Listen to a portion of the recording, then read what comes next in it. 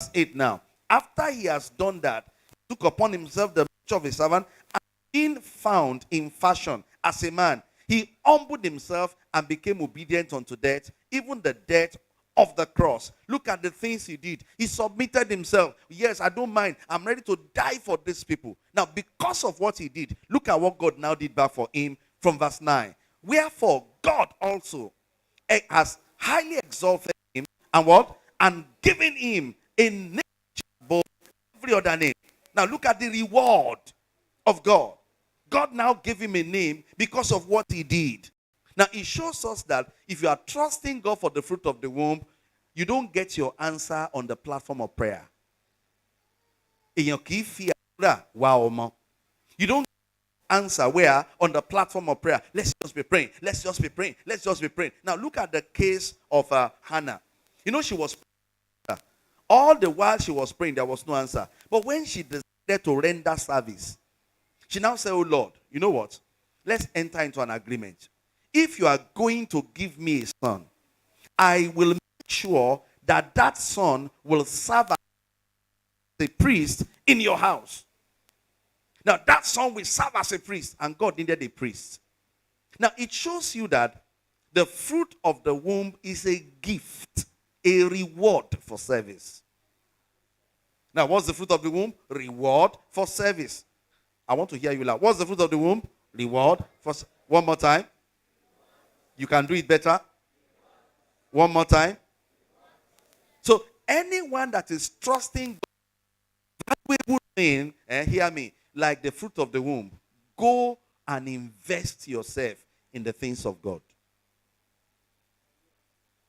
When we weren't trusting God that much that time, we were praying that God, you have given us 2 girls. We need a boy in our family. Now, and while we're trusting God, you know what? My wife was actively involved on the altar, buying decoration materials, getting somebody to come and decorate his house. And while she was doing, me too, I was busy doing some other things for God. God spoke to us, I will give you a son. He gave me the name. She didn't know. I wrote it down.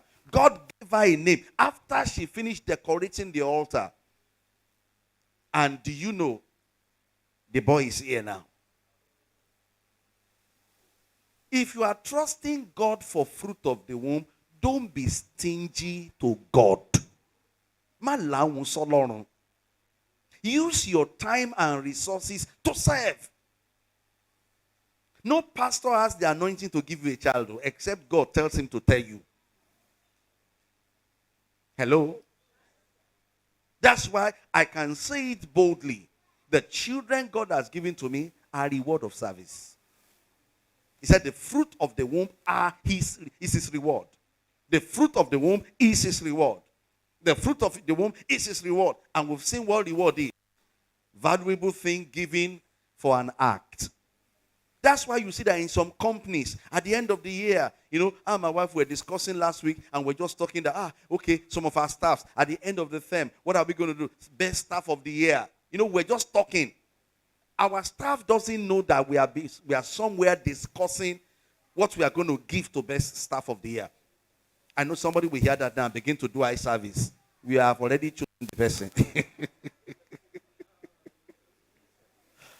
true. It's not the one you want to do now that will make us choose you. That person has been chosen already. So what am I saying? That's what we call reward. Instead of going from one mountain to another, from one pastor to another, see, get yourself involved actively in something that will move God. I had a testimony. It was a Winners Chapel, one of the pastors that shared it. They were trusting God for fruit of the womb in their family. 10 years. Woke up and told his wife, let us be actively involved in evangelism as our own seed for fruit of the womb. Do you know that the husband and the wife, they became active member of the evangelical team? They made sure that every Sunday they will bring new people to church. They spent their money to bring people to church. Now tell the ushers outside, I don't want them outside. Let them come and sit down. I can see them there. Let them come and sit down. They will spend their money, spend their time to bring people to church. Lo and behold, they were active in evangelism for some years. When God will answer them, you know what God gave them? 3 plates. Omometa lekono. Fruit of the womb is a reward. Is what? Is a reward from God. And reward is any valuable thing given for services rendered. Second set of people I'm sent to. So if I've grabbed your message, just hold it down. The second set of people that we are sent to, listen, I also want you to understand this. When God gives you children, just like what Bishop Princewill said when he was preaching, as God gives you children, hear me, that those children are rewards. It is your responsibility to work on them. And I'll quickly tell you 6 areas or 7 that you must work on your children. Number 1, let's be fast about it. Let's be fast about it. You must show your children these 7 important truths. Number 1, every parent must show his children God. You must reveal God to them. You must reveal God to your children. Now, it's the responsibility of parents to reveal God to the child. If a child should go through your family, your parenting, and comes out of your house without knowing God, you have failed as a parent. You know why you should teach them God and show God to them and let them know God? Listen, God is the ultimate one. There is no one above him. If you don't show them the God that is far above every other God, hear me, the battles of life can bring them down. Show them God. How do you show them God? You show them God in the way you serve God. Let your children see how you serve God and decide to say, Daddy, Mommy, we are going to serve God with you. It is not by you taking up cane to say, oh yeah, I've got to the church. No, listen. Now I have children that have gone to some age. I now understand the difference. There is a time you can flog your children to church. Or let me show you the 3 phases. The first phase, you carry them to church.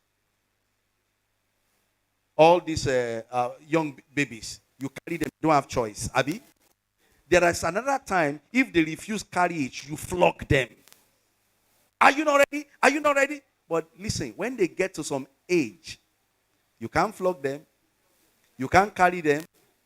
You have to encourage them. Hello? If you have not done your foundational work well, at that age, they can tell you that they are not going to church today. And you'll be shocked. And if you say you want to bring up people, they will tell you, Daddy, I'm big enough. I will leave your house. That's why you must do your work well, right from when they are babies. When they are young, carry them. So that the little teachings they are hearing in children's church will be going as a seed. When they get to some age, enforce them. So that the word that they are hearing will also take them to another level. Then when they get to the age of independence, you won't need to force them again. The seed you have planted will now be the one to bring them. Don't think your children are not watching you.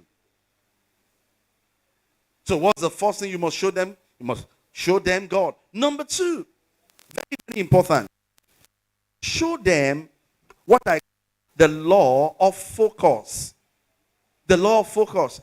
Teach your children to understand that they need to have vision. There should be things they of their life.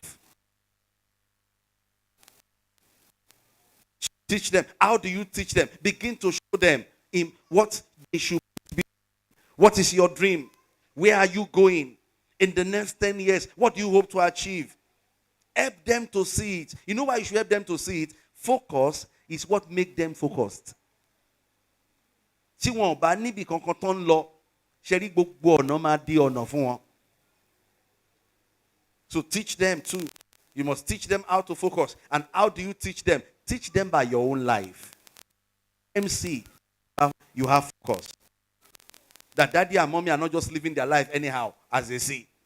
Number 3, you must teach them when they are under, let them know the principle of hard work. Let them know that good things don't come easy. Our MC, are you sleeping? Open your eyes. Because you will still need to analyze this message by the time I'm dropping the mic. What's the third thing? Let them begin to know. And how do you let them know? It starts from home assignment. You know, some of you, when your children come back with homework, you just take it. Write 4. Write 3. Write 2. Oh, this assignment that they have given them is too much. I'm going to complain your school tomorrow. Write 3. Write A, write it there. No. Some of you parents don't know the reason for homework. The reason for homework, let me tell you one of the reasons, is to make sure that you are their parent, become one of their teachers. If you teach them at home, it will encourage your parents, your children, to believe in their teachers in school. Now, in our school at Afolabi, I know of some parents that came to the school and they told me, in school, uncle, Ejo, eba mi so far teacher in me mind I can pay any amount. Let them do all their assignments in school. At homework new, at the class or in school. I look at such parents, I see them as failures. You are pushing your responsibility to teachers. Do you know that the assignment we give them to school, to the house, they will bring it the next day. They will not even open it at all.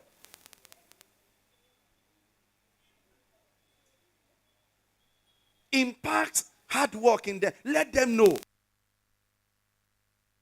Good things are not cheap. Now, and once these children understand it from their childhood, for instance, look at now, if your child is in let me talk like a teacher now. If your child is in pre-nursery, you have not started nursery 1 or 2. Now, and you want to teach a pre-nursery plus. You know, we do the minor plus. You can draw 3 candles, put the plus sign, and put 1 candle and put is equal to. Now, tell them, even when they are 2, count it. You take the pencil and put on top. What's this? This is 1, 2, 3. Now, they don't know the sign of plus. You now jump. Plus this one making how many? 4. Write the 4. Don't.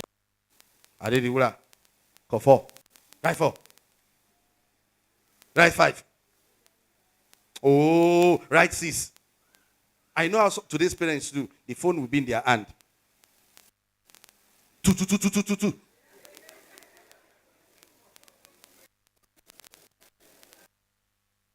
Why? You see that the generation we are raising now, the children too will be browsing even in church. Because that's what they see us do. Show them hard work. How do you show them hard work apart from the assignment? Show them too by you working. Now let's look at number 4. I don't have time. The 4th thing you must teach your children, teach them the difference between assets and liabilities. Now, tó túmọ̀ sí ní Yorùbá pé ẹ kọ́ wọn láti kékeré kí wọ́n mọ nǹkan tó ṣe iyebíye àti àwọn nǹkan tó jẹ́ ké bí kí ni mo tiẹ̀ lè pe liability náà ní Yorùbá. Let them know. Because some of you parents, you don't let these children know that some things are not assets. All some of us do is buy bags, buy every good thing, take them out, let them buy that. These are not assets. So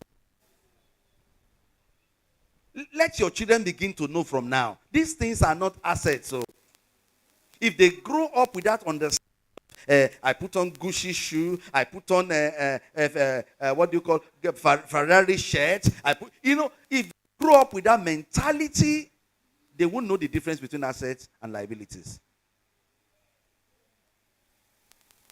I always tell my children, It's not that we don't buy things for them. We buy things. But I always let them know that all these things, I'll show them the